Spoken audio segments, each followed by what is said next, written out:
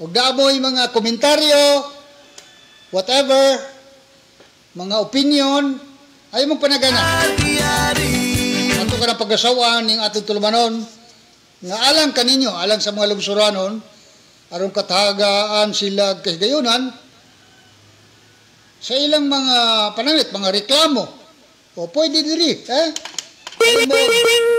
ayaw mo panagana, pwede diri, ipadangat inyong reklamo, nga way kahadlok, ayaw mo kahadlok, ha? Total, nagsabot naman tandaan, di ba? Kung doon na mo'y reklamo, di gyud may tabo nga mahibaluan ang inyong pangalan. Ha? Kay gipanumpaan sa nanamo.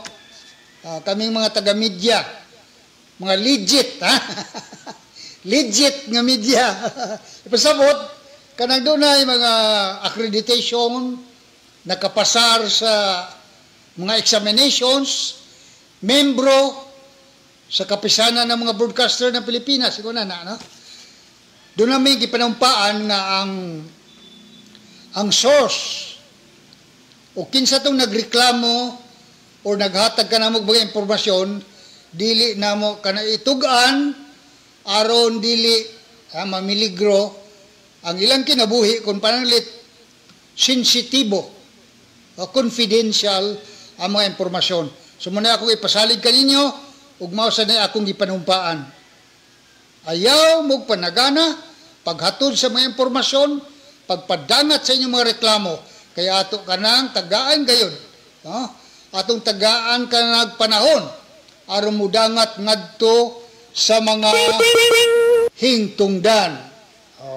Panalit, ngadto kang governor, Aris Aumentado, mismo, buadto ta dito, makikita ta sa atong gobernador, ato ipadangat ang inyong mga reklamo, sa atong kongresista. Tulo ka kongresista na to, di ba? First District, ang atong bagong congressman, Babayak, makaduol ta dito. Okay?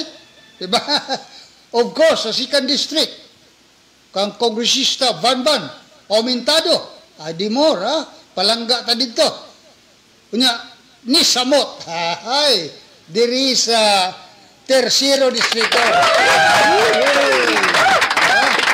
All the time, palangga kita ni Kongresista Alex Ibisas Tutor.